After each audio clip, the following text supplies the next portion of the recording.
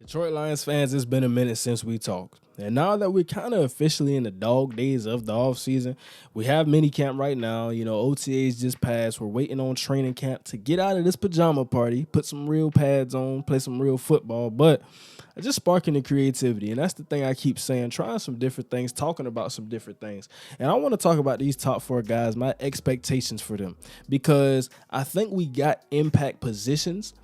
Some positions take longer, whether it be a quarterback, receiver, different types of positions take longer to translate, but I think we got positions that won't take as long to translate. So I'm going to start that off with Jahmyr Gibbs. And thinking about the running backs of the past who've been ultra talented, can do a lot of things. I mean, not even in the first round. We look at some of the guys who flashed and they were third-round picks, fourth-round picks. Think about an Alvin Kamara, who a lot of people compare him to. And again, I don't see the comparison, but I do think that's a good player, and a player who catches the ball out of the backfield, who can run the ball out of the backfield, effective in both assets of that. But when we look at him, when we talk about this game, we have our offensive line. We got Taylor Decker, we got Jonah Jackson, Frank Ragnow, all of these guys, Vaitai, Penei Sewell. But can he eclipse 1,000 yards? And I think that's the burning question. I don't know if my expectations are too high. I don't know if my expectations are too low, or are they just right? And I'm not talking about 1,000 rushing yards. I'm talking about 1,000 yards from scrimmage, because I know we're going to throw the ball to him a lot. I know he's going to run the ball. And running that 4.3 speed, I can expect at least 3 to 4 breakaway plays. Now, understand, this is the NFL. This is not college. Those 60, 50-yard runs, they come few and far in between. So I'm not expecting a lot of that, but I'm expecting those 20. Those kind of runs, getting to 20 yards in a mix and match with David Montgomery. So when we have those two in the backfield, can David Montgomery, how will that pair, and will he be able to be a Pro Bowl back? Because we've saw it, and a lot of guys have done it. And I talked about the guys, Christian McCaffrey, Ezekiel Elliott, Saquon Barkley. I can go off and list a chart of names. If he does this, how do we look at him? How will we view him? Because I don't think that he's going to be a predominant back. We're not really seeing that in the NFL no more. We got Derrick Henry, but I mean, that's really one of the only guys. Nick Chubb, some of those guys, but they're even not really truly number ones. With Derrick Henry, he had a guy backing him up. With Nick Chubb, he had to mix and match with Kareem Hunt. So all of these guys is really a system now. And having that two-back system, even Craig Reynolds still being in that backfield, to throw him in there. But can he do it?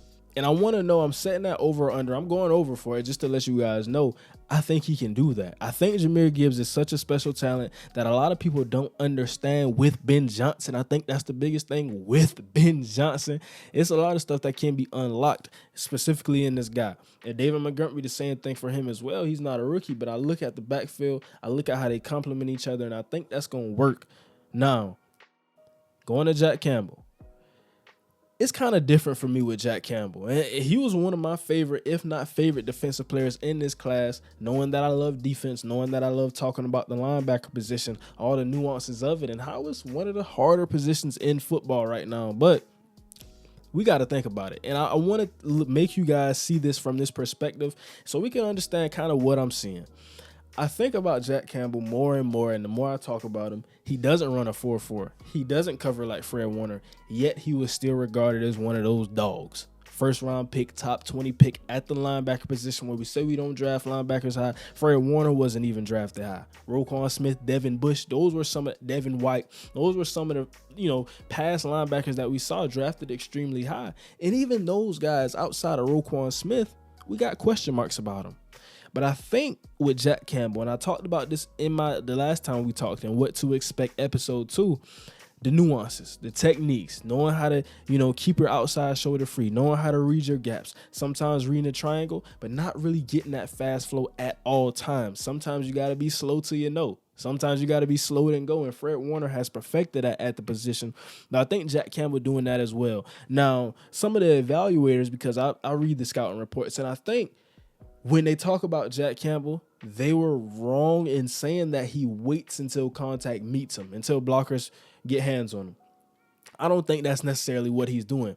I think he's being patient and trying to read out his gaps. And knowing that I have this 6'4", 250 frame, I don't question Jack Campbell's physicality. And yes, while he may have let a blocker or two get into his body, he's the type of guy who can shed that block. Now, we think about it, if we're talking about the guys I aforementioned, a Devin Bush, a Devin White. Those guys, if they let a guard or a tackle get into their body, they're kind of flushed out of the play. Jack Campbell's not that same old today's NFL linebacker. So I don't think that's the knock that it would be for some other people. And, I talked with some Detroit Lions fans talking about their questioning his ability to flip his hips, get out on the perimeter. I do think he's a guy with range. I do think he has straight line speed. We saw that with the 40-yard dash time. But even the 3-cone, having a great split in that time. So that's showing me a lot of what he can do, showing me his athleticism relative to his size. He doesn't have to run 4.4 because at 6'4", 250, who is running 4.4? I mean, Travon Walker, that's one of the freaks that we see at the position. But I think that he can get 100 tackles. I think can, rival to lead this team in tackles. But will he start from day one? I think that's the question. How fast can he translate? Alex Anzalone, Malcolm Rodriguez being there, already knowing the systems, knowing the playbook, knowing Aaron Glenn as well. So how fast will that translate? But I do think if he's exactly what we saw at Iowa and he learns the defense fast, everything we want to see in training camp with the pads on, I do think he'll be one of the guys that can rival for Defensive Rookie of the Year. And that may be a wild take. That may be a hot take. I don't really think it's a hot take because it's been a long time since a linebacker has won Defensive Rookie of the Year. I believe Luke Kuechly was the last guy to do so. And we're usually going with pass rushers. We're usually going with corners. Guys who can make plays on the ball, because we think about linebackers, there's not a lot of ball production. And I'm talking about forced fumbles, interceptions, fumble recoveries, things of that nature, because it's just really not at that position. But I think he can do that. I think he's going to be used in blitz packages. We saw those linebackers blitzing in my video I made. So I wouldn't say that he's going to be an all-pro, and I think it would be far-fetched to say he's going to be a Pro Bowler. But I do think a fair expectation, a realistic expectation for Jack Campbell would be that he's going to make the defense better. He's going to become the field general by the end of year one and going into year two. Now we can start to get into conversations with some of the best linebackers in football. I think it may take him a little longer just because of the nature of the position. But when you go and watch film, he's going to be one of the guys that pops off your screen who's never wrong. And getting into Sam LaPorta. Now, this is kind of the wild card for me because we talk about tight ends, rookie tight ends in particular. Rookie tight ends struggle. And I think that's something that we have to face the reality of. Think about the last rookie tight end who was great. It's going to take you a lot of time to think about that. But with Sam LaPorta, showing off in OTA, showing off in minicamp. So can he translate quick? Can he come on the field with a James Mitchell, with a Shane Gilstra, those type of guys? Can he come in and dominate the room, dominate on the field, be a mismatch nightmare? And I think he'll have a chance to do it because this is a team having a St. Brown, having a Gibbs, who I aforementioned, having Montgomery. All these, you can't account for everybody. Somebody's going to be the guy who gets the weak spot in the coverage, who gets the mismatch in the coverage, and he may be that guy at times. Having the size, being a red zone target, I think he's going to be key for the red zone. They love the tight ends in the red zone. But I think out of all of the guys, and I talk about the top four, I think he may be the least impactful. And a lot of people, I know that's going to not sit well with some people, but I do think because it's not that he's going to be the least impactful because he's not a great player. He's going to be the least impactful because think about what Jack Campbell's going to do for this defense. Think about the linebackers. If you watch the video, if not, make sure to check it out. But think about how that video went. Think about how we saw those linebackers. And we talked about it. Is it the coaching? Is it the defensive line who is wrong on some of those stunts and some of those slants? But is it the linebackers at the end of the day? And he's going to change a lot of that. Because, of course, we have to see it. But based on what I saw in college, that's all I can go off of right now. Knowing how he reads his keys and things of that nature, I think he will make a major impact. I think Jahmyr Gibbs will be a featured player on this offense alongside with the Montgomery, St. Brown, and Williams. But Brian Branch, now this is kind of close when we talk about him and Sam LaPorta, who's going to be the most impactful or more impactful. But I do think Brian Branch is that dog. Here's something different about him. And, being a Steelers guy and thinking about that, he could have easily went in the first round. I don't know how he ever slipped out of the first round. Brian Branch, one of the best tacklers in this draft. I talked about that. And guys say you talk about his tackling so much. Can he cover? And he can cover. He played in some too high sets, but really playing in that nickel. And, you think about that star position. because we saw Jalen Ramsey play that star position for the LA Rams. And that's an important position. You got to be able to tackle. You got to be able to cover, because some people are going to say when you're playing the star or playing a quote-unquote nickel, you're going to have inside-outside help. But sometimes you're just the dog left on that island. Sometimes you don't have no safety over the top. Sometimes you don't have that linebacker inside. And I think Brian Branch can cover. Now, where I wouldn't really particularly put him is on those speedy slot guys. Some of the guys we know in the NFL, Isaiah McKenzie's, Tyreek Hill, if he lines up in a slot. It's going to be interesting to see how does he translate with that. How can he cover those guys? A CD in the slot. How can he handle that? But I think he's going to be an impact player, man. I think he was really a steal. And even some people may not understand why I say this because of the draft selection. But I think Brian Branch could be the best player in this class.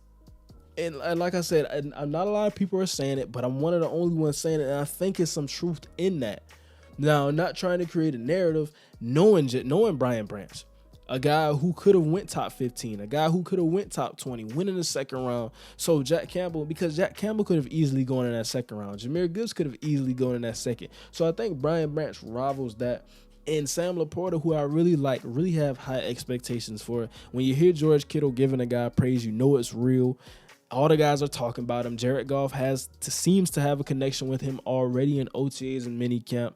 So that is kind of my list. Me thinking Jack Campbell would be the most impactful. Me thinking Jahmyr Gibbs would be the second most impactful. Brian Branch being that third most impactful, even though he may end up being one of the better players when it's all said and done. And Sam LaPorta being the fourth in that range. Broderick Martin, he may even come in and rival, but I do like those guys on the interior, talking about McNeil, Onwuzurike, having him, Bugs, all of these guys. But I want to know what you guys think about that in the comments, just having this talk, having an interactive video, having my over and unders. I think Brian Branch, as far as awards and accolades, this may not be the year for that, but I do think Jack Campbell and Jahmyr Gibbs can bring home some hardware. I feel very comfortable in saying that. Bringing home awards to Detroit. We got to think about it.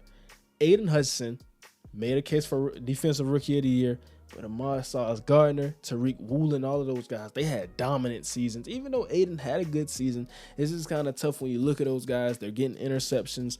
You have Sauce, and I think he's just kind of a brand, even with his elite play on the football field. A secondary that was terrible last year, great this year, just kind of having that difference with him in the game. So Jack Campbell, Jahmyr Gibbs, those are my two guys to watch out for bringing out hardware. Let me know what you guys think. And this is what I have, just kind of talking about my expectations for these guys and realistic goals that we can kind of set, talking about over or under and these types of things and who's going to start here, who's going to translate the quickest.